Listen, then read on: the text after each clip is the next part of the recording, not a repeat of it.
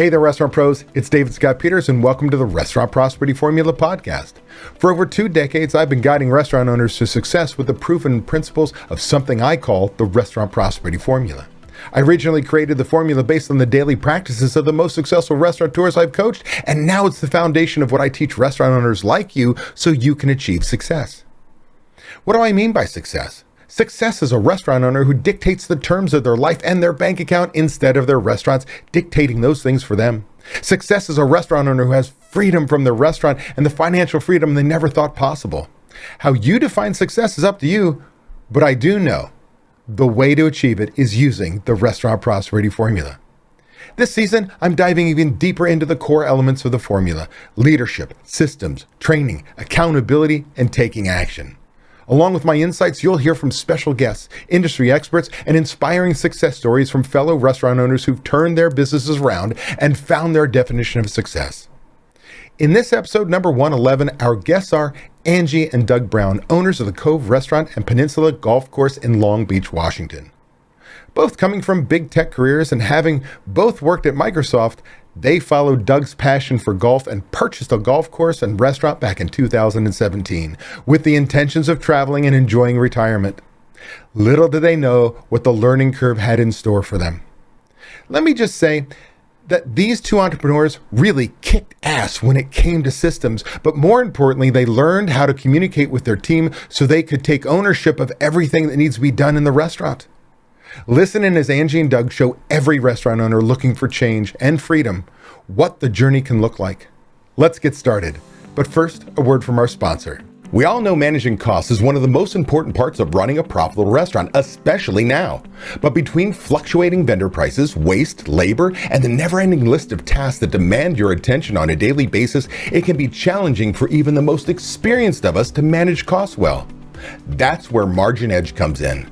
Margin Edge is a complete restaurant management software that automatically uses data from your POS and invoices to show you food and labor costs in real time.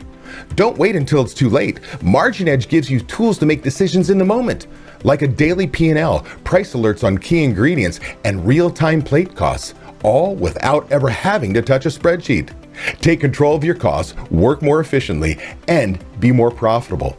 Go to www.marginedge.com/DSP to learn more and schedule your demo today. Angie, Doug, I'm really glad you joined me today. Welcome. Thanks, David. So I want to get started here. One of the reasons I've been fighting to get you guys on this call for a while, and a lot of it has to do with what you have done in changing your lives. I know for a fact, as we'll talk about in our discussions, where you're coming from is a small revenue town, a small revenue business. In like, if you had $2 million, you'd be crushing it. But you've got a very seasonal business that revolves around a golf course, which we're going to learn more about. And it makes your challenges a little greater than most. What I really love is you've never used that as an excuse. You both have always battled to find a way to make things work. And quite honestly, the changes that you've made from the time we first met to where we are today, I think I can truly say that your restaurant part of this golf course wouldn't be around today if you hadn't made those changes.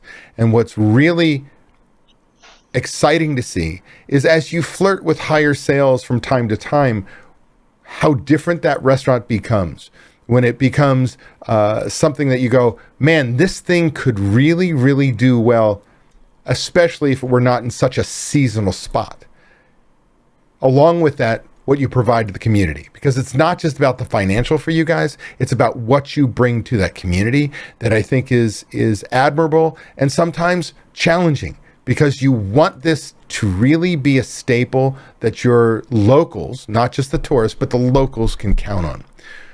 So do me a favor, tell me a little bit about your background, whether, Angie, you want to take the lead, or Doug, does not matter to me, but talk about how you got into the restaurant business, because you guys are Microsoft people for all intents and purposes, not restaurant people when you first got in here. So tell me the story. So we were looking for, well, we started out, I have a technical background, computer science, MBA, all those things, worked in a lot of big companies and things like that.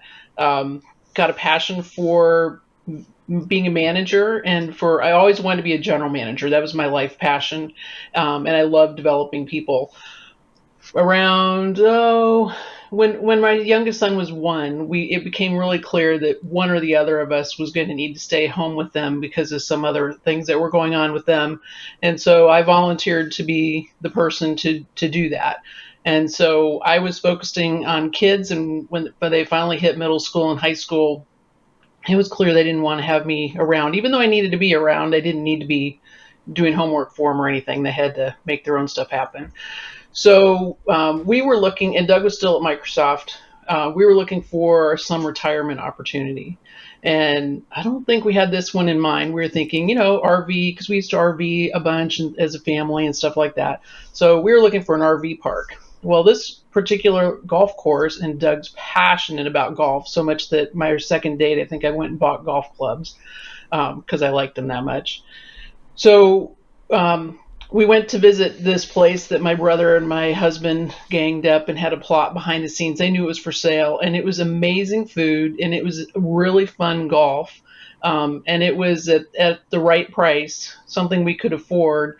And we thought, oh, this will be an activity I can get involved in that'll give me some mental exercise that has something to do with something other than high school, middle school homework. So that was great. So kind of reinvigorate those problem-solving skills that I had. And Doug was going to keep working, and maybe we would retire doing that someday. And so that's how we got into it. What we thought we were going to be is we thought we were going to be the money behind the scenes and be able to develop the people who were managing and running the restaurant at the time, because they were sticking around, and be able to get to have some fun weekends playing golf and those types of things. As it's turned out, I've played golf down there a half dozen times, and that's been about it. Do not make your business and your hobby be the same thing.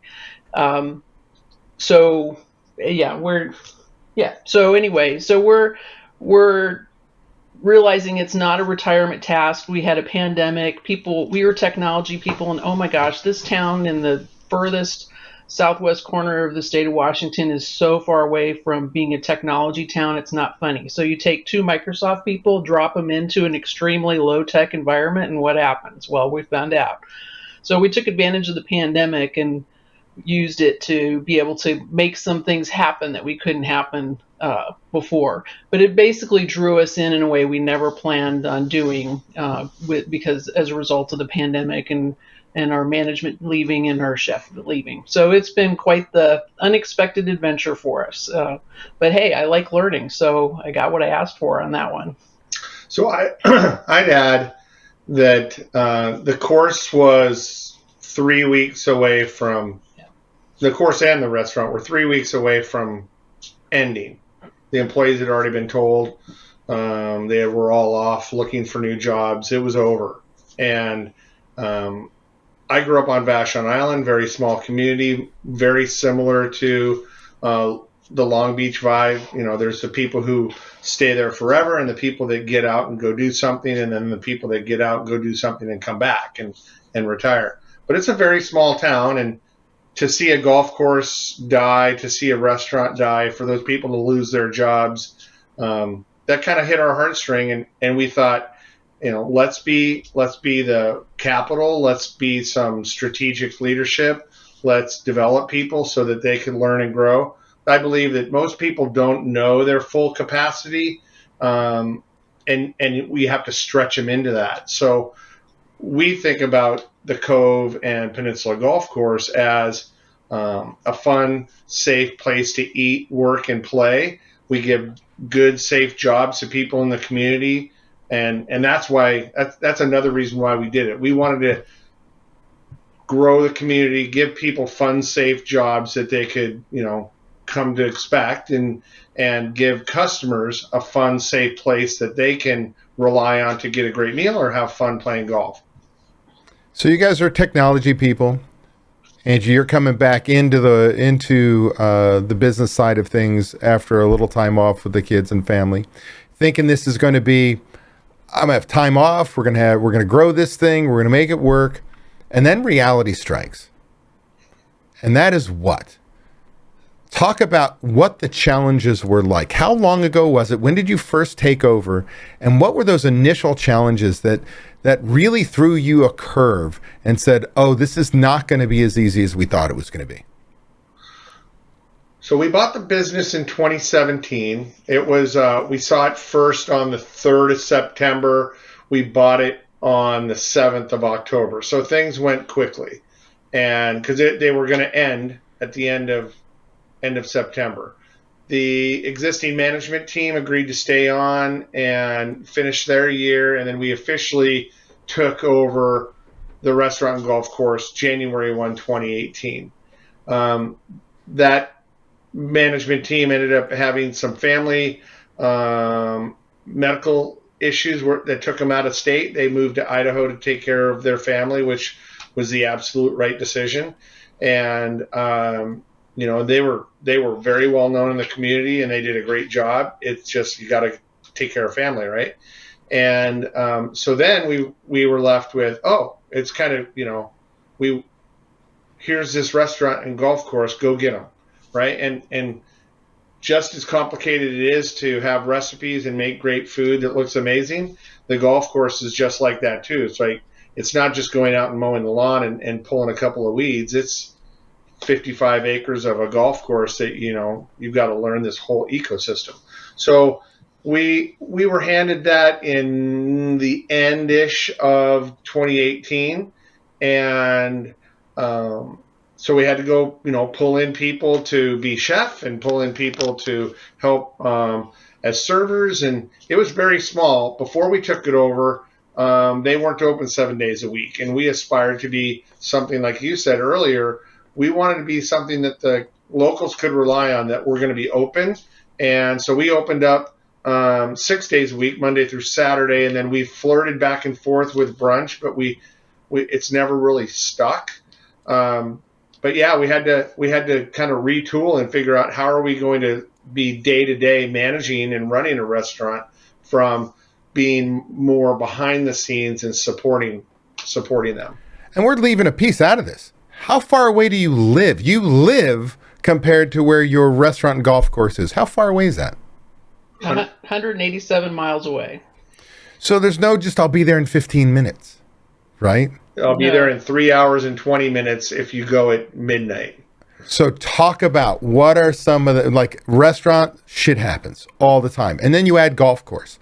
And for the golf course, if your grounds people don't show up, if your pro doesn't show up, we're in the shop. In a restaurant, in a small community, you could be running with as low as one server and one cook certain days, and one doesn't show up. This creates a whole new set of challenges, because it's not just that it was a restaurant.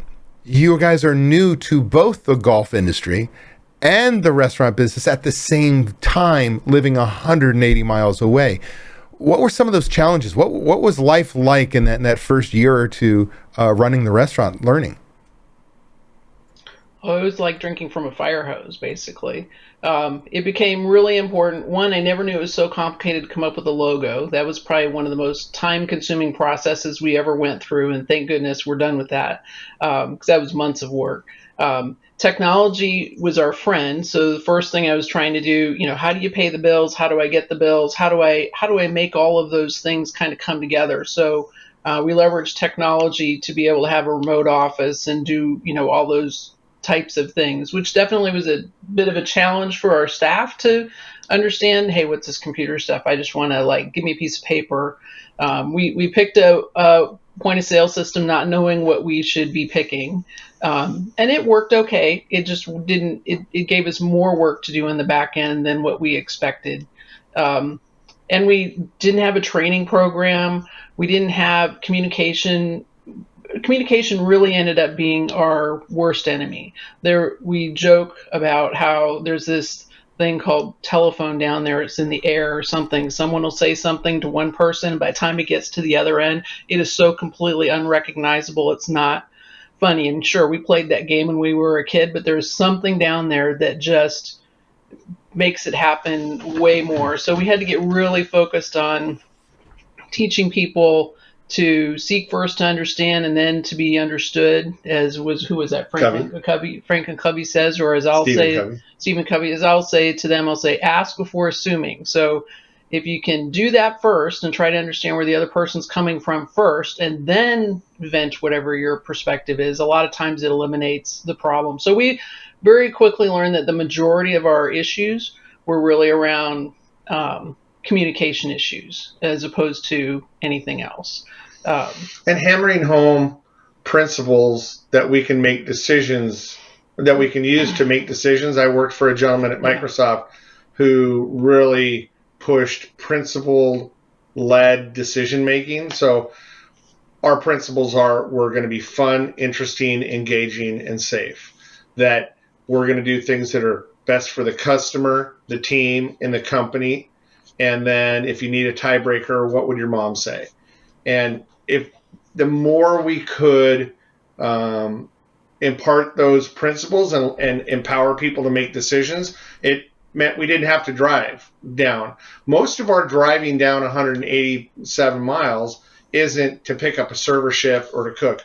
I can serve because that's pretty understandable with the technology that we have, and I'll greet people and make them feel welcome. I can't cook a lick, and I can mow, but I don't know the difference between snow mold, arachno, I don't know how to love the green like the people that were there before. So we have to bring in people, and we were lucky to have a good chef, a good kitchen team, a good restaurant team, and a really good golf team, and that really helped. So our driving down was to either, hey, the brisket didn't show up, and so I knew I could get them a brisket in 3 hours and 20 minutes, or there's a big event, or there's technology issues we need to resolve, or to be there to pick up a pro shop shift. It's not where someone who's 20 minutes away from the restaurant, they're like, hey, you need to go jump out of your PJs and cook today.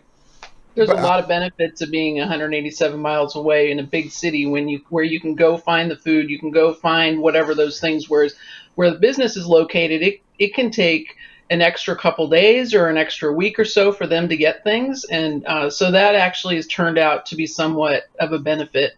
And us signing up for this program, it was a huge benefit because I was spending my time from here to there listening to any podcast, which is somewhat where I ran into you, as well as some other places. But I did listen to all the RTI podcast or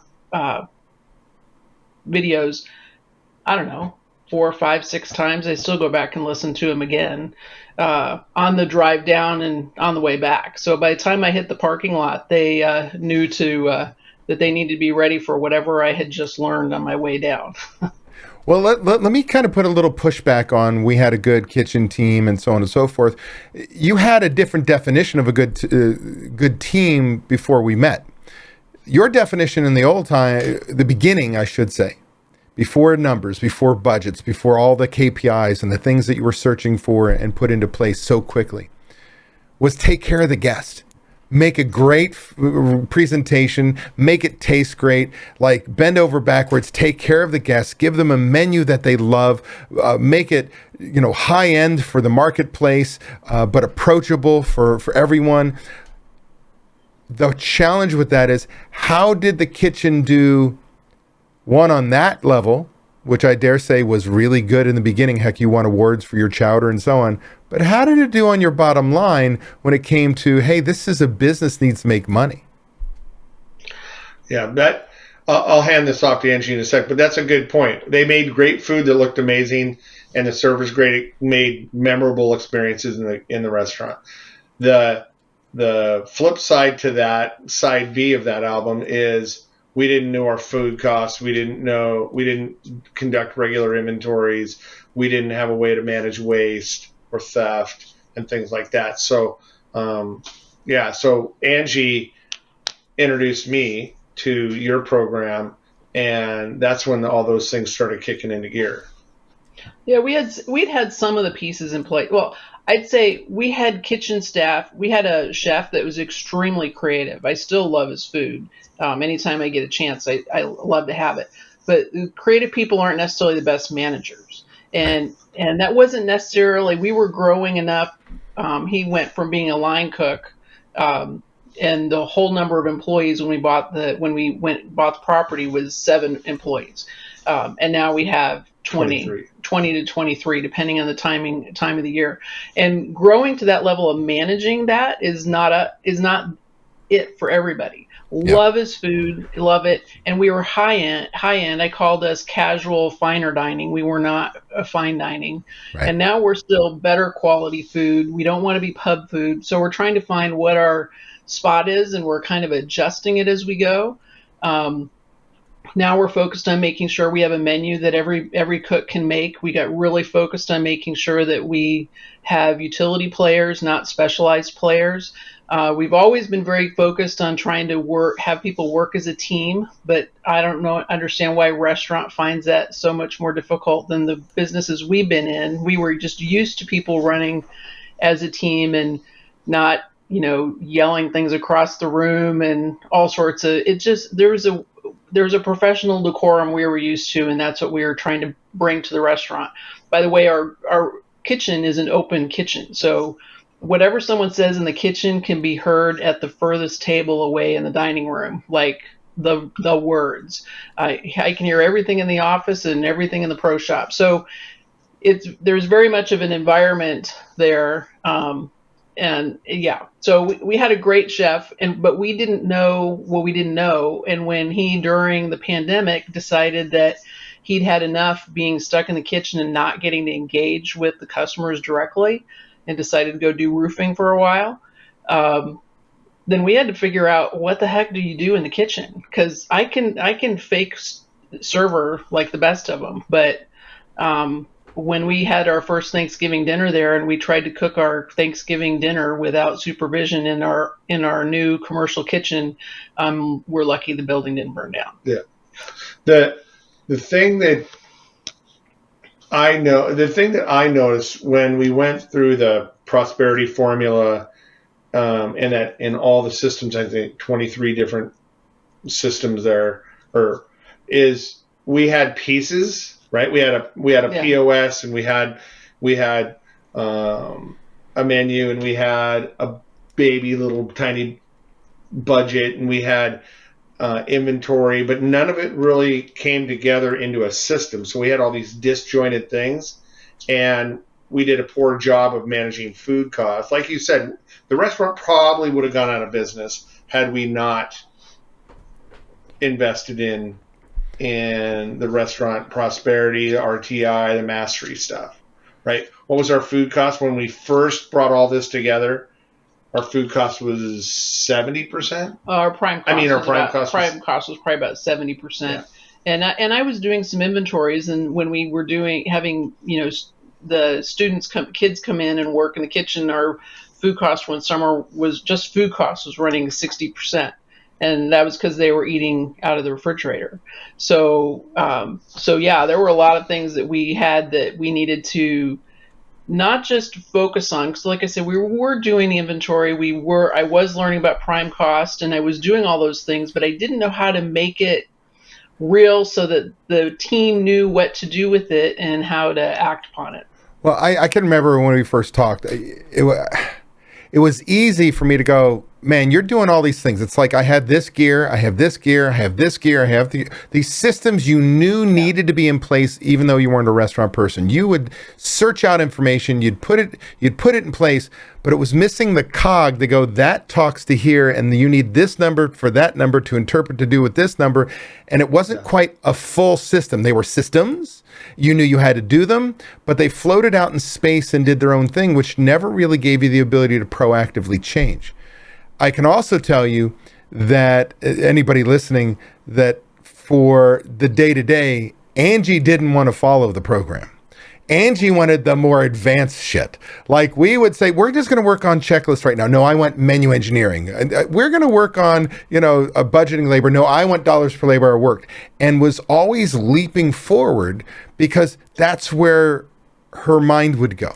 And so made huge changes on the big things, the prime cost, the numbers part. But I would say, had to backtrack, come in on the people side to get them caught up with where she was. Now, before we talk about that, how did you find me? What made you search out and say, we need a coach? So like I said, I've been listening to, I don't know, I probably had 10 different restaurant related podcasts I was listening to. And so I was listening to those, and I was, so you came up on some interviews on some of them. I was also, my source of information at that point was restaurantowner.com, and you did some webinars there and started talking about that 4-letter word called budget and stuff like that. And so I was introduced to it from there, and I really liked what I was seeing in Restaurant Owner, but I didn't know how to. It was almost too much information. I didn't know how to put it together to be able to make it really work for me, and I knew I needed some way to try to make those pieces work together. But I also knew that I needed an investment in me so that I had the confidence to be able to run the business. Because being 187 miles away, we would leave and then, the owners, they're gone. They don't know anything about restaurant. It was kind of some of the backlash we were hearing about. And I needed to build our credibility and be able to stand my own ground when it came to how do we want to run this business. And so going with the program was, one, learning what the systems could be and how they work together. Two, getting Doug and I on the same page, because I was doing the day-to-day management because I was the GM. He'd had another job, and then he was working on golf, and he would dive into restaurant, but he wasn't really in it on the day-to-day basis. So it was a way to get us both on the same ground. And it was a great way to get me to have some other perspectives other than this small town community of people that I didn't really know super well because we weren't living there all the time, to be able to bounce ideas off of and feel like, I got to communicate with some adults, for lack of a better term, sometimes. Because sometimes you just need that other kind of conversation.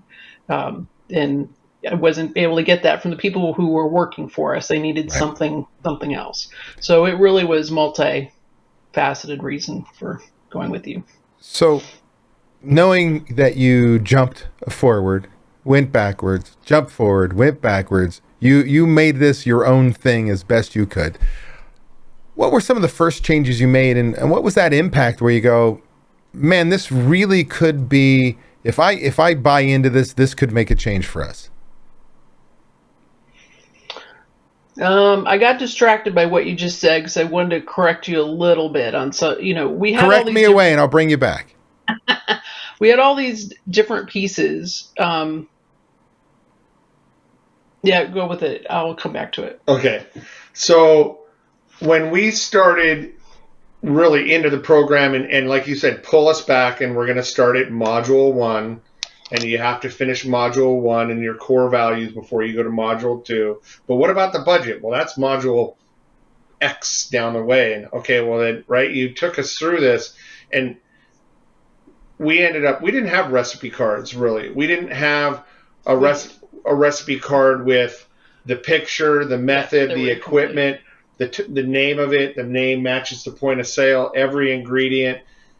The thing for me is those recipe cards called out, wait a second, this meal is a 47% food cost, and it's our number one seller.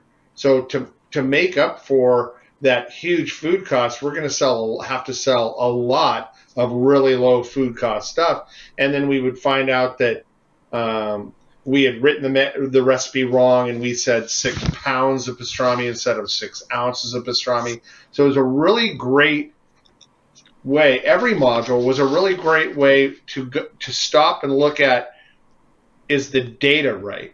And then you can start making decisions. So I see the same thing with checklists. We use that even today with, we got it onto Jolt through you.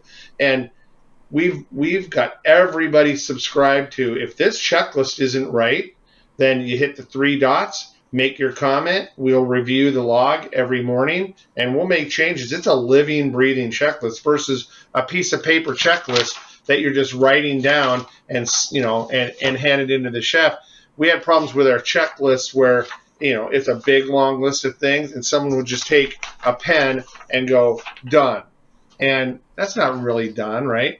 and there's no back and forth. So each one of the systems illuminated another thing in the business of how do we memorialize how the standard operating procedures of a business. It's through the checklist.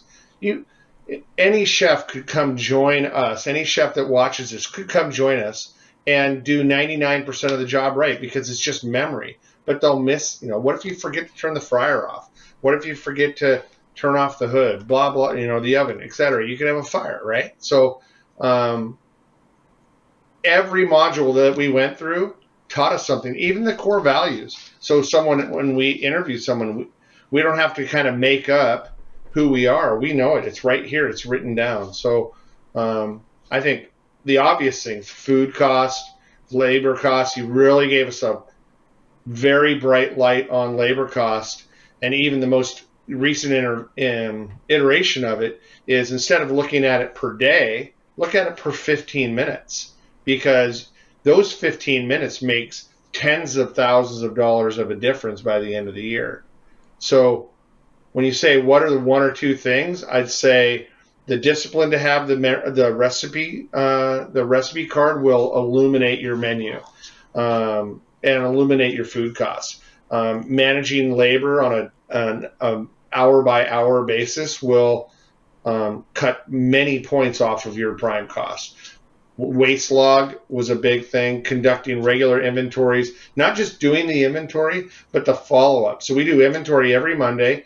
We do a follow-up with the staff. The staff does inventory every Monday. We do a follow-up with the staff every Tuesday and work out, you counted 17 cases of coffee, not 17 pods of coffee. Let's go fix that.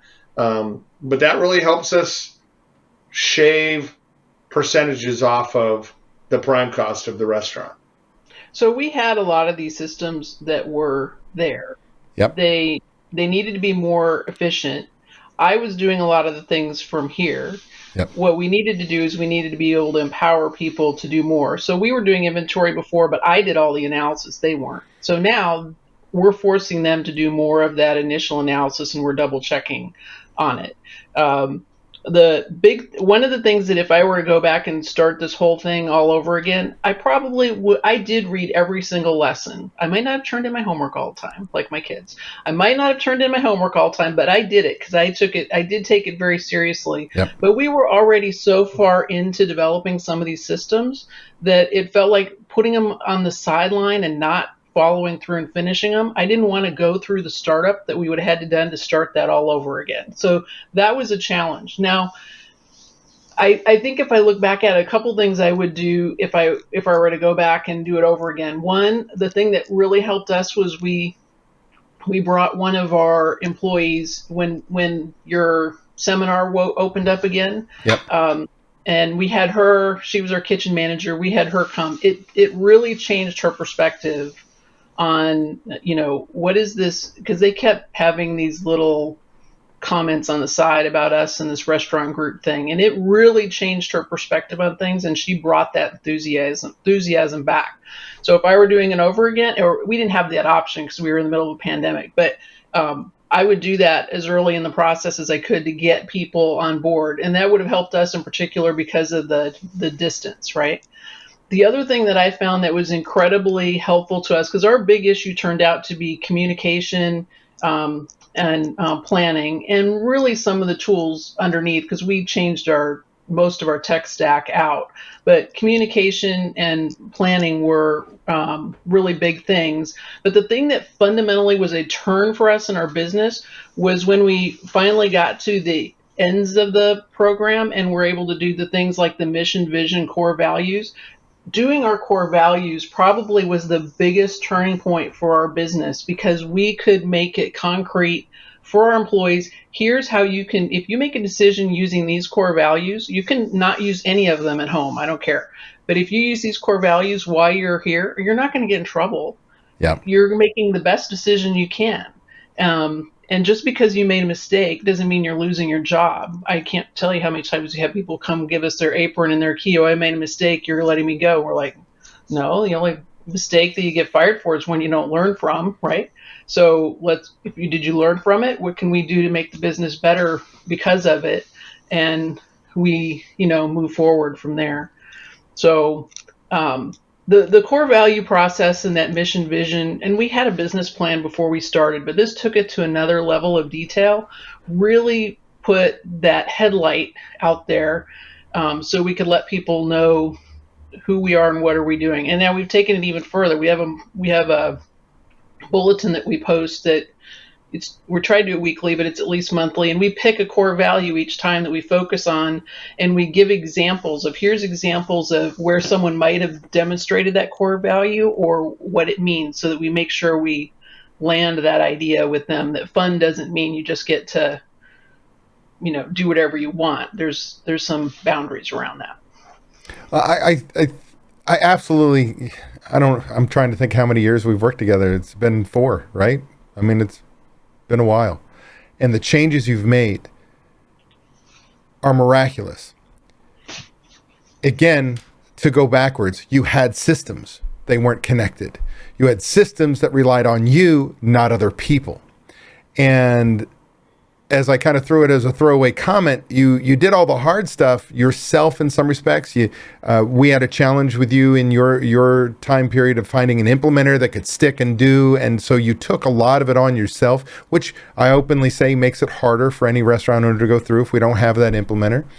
But the fact of the matter is, when you came back to the communication part, when you came back to what you're really, really good at, and that's the people part, that's when things really started to change. Didn't make it, roses and sunshine all the time, but you started to take control of your budget. You started to bring your prime costs down to, if I remember correctly, in the season, you went from the 70%, 70 plus, if you're not running 55, and then out of season, you're going to jump up in that 60, 65, but that is more than reasonable for your marketplace, which is, when you start adding anywhere from 15, 10 points to your bottom line, that can cure a lot of problems you might have based on volume or anything else that's going on. But the biggest thing that I've seen is the people part, because that is where, for any restaurant, we're successful because of the people that are serving the guests, making the food for the guests, taking care of the guests, not us, but the people. You have greater challenges being 180 miles away. Being in a market where finding good people, like I hear people all the time, you don't understand, it's hard to find good people. And they'll be in the New York City and Los Angeles. I'm like, you got to be kidding me.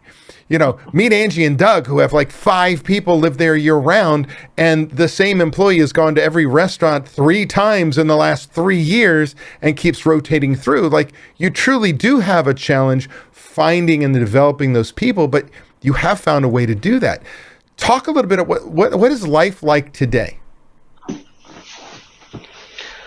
Well, at the end of our second year, we sold our RV. We used to do a lot of family RVing, and now we're in the market for buying a new RV, this time a travel trailer. So we're planning on getting out on the road and going and doing some things. I still do, I do all the bookkeeping, all the HR, all the systems type stuff, and they do it from here, but we're working on developing. We now have 3 people that we're developing as leads, and we're trying to do more of a distributed model and help them understand how to run the business and manage it by the numbers. So it isn't just about them knowing what the recipes are. They have to know what it means when they see that the difference in revenue forecast for a Friday night and a Saturday night is $900. Well, if you were short on Friday night, you sure as heck had better change your prep strategy for Saturday, because you have the information there to know that's going to happen. You are going to get caught. And so we're working on helping them develop their business perspective on things, not just their palates on how great the food is that they're putting out. And we're making good progress on that. We have a prep to par system that's actually starting to work after 2 years of effort to try to get it there.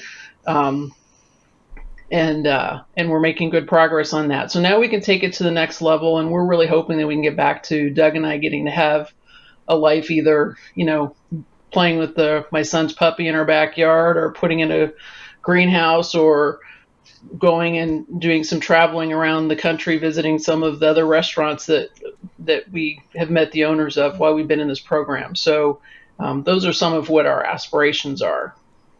It's, and the word picture I have for it, David, is it's the difference between a backyard football game where you're drawing up plays on the back of your hand or in the dirt, versus we have a playbook now with these systems, and the employees know the plays and they can call the plays themselves.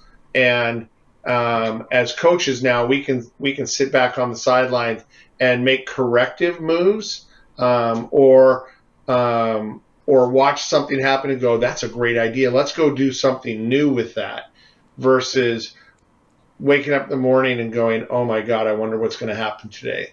So between the restaurant manager, the kitchen lead, the front of house lead, those three have a playbook that they can go run with now. And we actually have some more supporting cast as well. One of the servers has volunteered to do the beverage work, and another one's volunteered to do some front of house tasks. But they have a playbook that they understand versus us making it up. And so you said implementer earlier. Now I feel like we kind of have multiple implementers in multiple areas. I think we'd still benefit from having an Uber implementer over all of them. But yeah, so to me, it feels more planful now. And where Angie said on the RV is, now we can go get in an RV and go to, a national park somewhere and turn on our Wi-Fi, and we can do everything that we can do from Redmond in Montana or in Arizona, wherever we end up being. And I don't think we're going to need as many emergency trips to the coast. We still enjoy going there. We have a condo. We go there in the summer about half the time. I love going down there. I love going down there when it's not an emergency and an oh my God event. It's more planful. I think this just summarizes so much. You guys knew the importance of systems. You knew the importance of people, but I think it's taken years to understand how to get restaurant people specifically to buy into your core values, to the budget, to the systems, giving them the authority, not just the responsibility, but the authority to do their job. And what a difference it is when you have others doing. When you talk about the number of employees, 20, 23, depending on what time of year, many people listening to us may have 40, 50, 100 employees. And they think, man, I can't find anybody on my team who's going to help. They'd have a general manager and an assistant manager and a kitchen manager and all these other things. And you're like, man, I got some leads. I got a key person that I probably call our manager, and so on and so forth. Yet you're still getting it done. And there are good people. It is a matter of what the impressive part is. You guys have become the leaders your restaurant needs. It's the very beginning of the restaurant prosperity formula. And I think sometimes people think it's a throwaway, but it's the very first piece of it all, because it doesn't matter if you have systems, it doesn't matter if you have training, if you have no accountability, you don't take action, and you don't lead the process, say, this is where we're going, this is why we're going there, this is how we're going to get there, and here's how we're going to help you help us get there. And I think that's the biggest takeaway for me is watching the two of you over the years is you took the tools and you found a way to make sure the people part is the priority, because you can get people to count anything. Well, it's a whole nother story, but they can count stuff. What you can't do if you don't lead is get them to care, understand why it's important to do it accurately, why it's important to be done by a certain time, and truly know the step-by-step process. So life has changed for the better. Doesn't mean you don't have challenges. You're in the restaurant business and you are 180 miles away. You've got seasonality, which, as we're talking right now, you're now out of the craziness of high volume, and now you work on changing to work with locals. Do me a favor. If somebody were thinking about listening to this podcast, thinking about our coaching programs, and now we have two. When you started, there was only one, but now we have two for higher volume, lower volume restaurants, a place for everyone. What would you tell somebody thinking about, hey, I should jump on a discovery call with Ryan or David and learn more about this? What would you say? You don't have anything to lose, and you have a lot you can learn.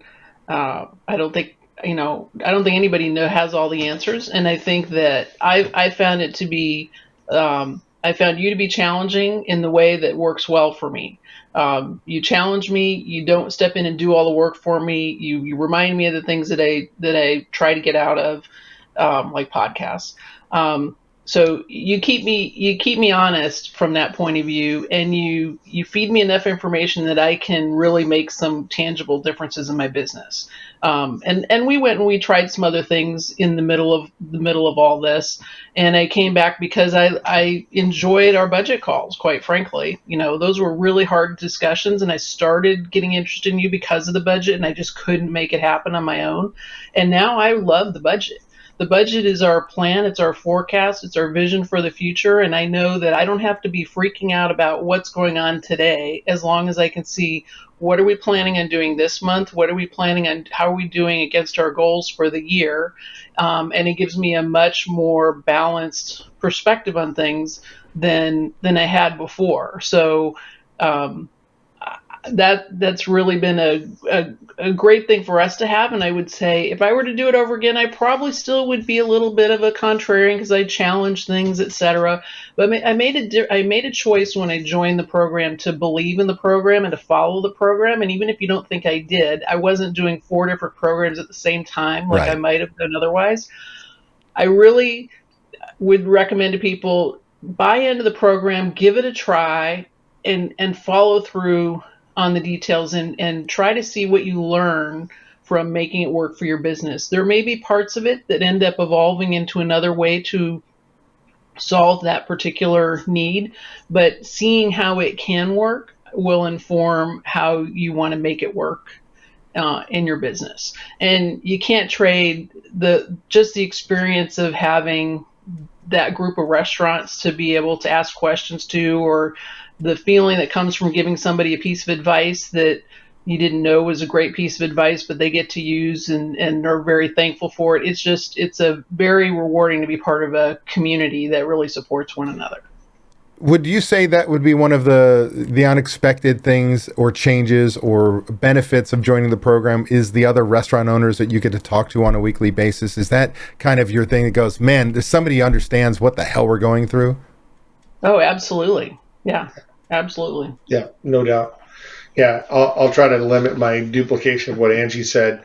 But if someone asked me, if they called me after this and said, why did you guys join? Why should I join? I'd say, without it, you're reading your own book. You're reading a book that you wrote. Your business runs the way you know how to run your business. So you're not going to learn something new reading your own book. But if you join this program, you're going to learn not only what David Scott Peters thinks is a 23-step system to prosperity and letting the business run so we can enjoy our life, all that. I didn't memorize your tagline on the book properly, but you're seeing a window into other people's system that have been successful.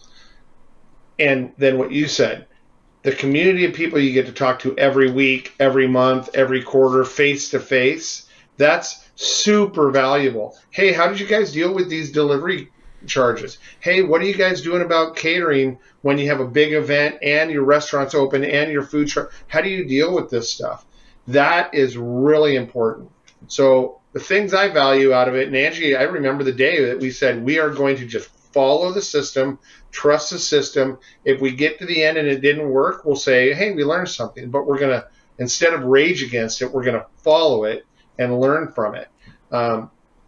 Once you get through the system, it's that connection, the connection to you and the accountability that you give, the connection to the other owners, and the help. I've been amazed at how helpful everyone is. I mean, we have a restaurant. It's closer. I'm closer to that restaurant than I am to my own, and she's up here north of us a little bit. Super helpful. And you could even say, hey, we're competing. We're Washington State restaurant. But if we need something, she'll give a really honest opinion on what they said or what they know works and doesn't work. So I think the program is super valuable because it makes you go answer those 23 things. But it's the connection to you, the connection to Steve and Mary, and the connection to all the other owners. I agree 100% that, often I sit there and go, I'm the guide sometimes on this group coaching calls. The greatest information isn't necessarily from me. It's from somebody who's walked the circle, has the solution technology, has the solution for the people, has done marketing, has done this, that, the other, and you're willing to share with each other and be brutally honest with each other. Like, what are you thinking, right? It's the old shake through a Zoom, and people make change. And I think it is magic to watch and be a part of. I appreciate you guys doing this with me. If there was one thing that we didn't talk about, is anything that you like a go-to you want to share, whether a quote, a book, or something, what would you tell people before we go? Listen to Bob. When Bob gives you advice, listen to Bob, because that is Bob Katie in our Mastery Plus group. Yes. Yeah. But I think we talked about it just a few minutes ago. Is open yourself up to learning something new and dive into the system and give it a chance to open new windows into how to run your business. And some of them you'll really latch onto and run. Some of them might not be applicable to what you're doing, but at least you experience them and you learn something new. And then absolutely get your team involved and get an implementer that you trust. Yeah, pick something, figure out what your biggest issues are so that you can get those resolved, and it's just one day at a time. Yep. Take your next best right step. There's so many things that probably need to be done. Well, I know there are. But all you can do is pick one, do it, make it better the next day, and then go after the next one. You'll never be done. You'll never be done. Your checklist will never be done. Your budget will always be updating. It's all about how you take the next step to make your business a more successful business. Yeah, don't be overwhelmed. Just do the next thing. It's awesome. I appreciate you very, very much, both of you. As you implied, Angie, I've been trying to get you on this podcast for months, and now we're talking multiple months. So I appreciate you both for doing this for me today. I hope that it wasn't as bad as you thought it'd be, but I do appreciate you both very much. Thank you. Thanks, David. Ready to take the next step towards achieving restaurant prosperity, freedom from the daily grind, and the financial success you deserve? Book a discovery call with Ryan James to learn about our group coaching program. Ryan will guide you through how our program can transform your restaurant and help you achieve the prosperity and freedom you've been striving for. Click the link in the description below or visit dsp.coach/talk-to-Ryan to schedule your call now.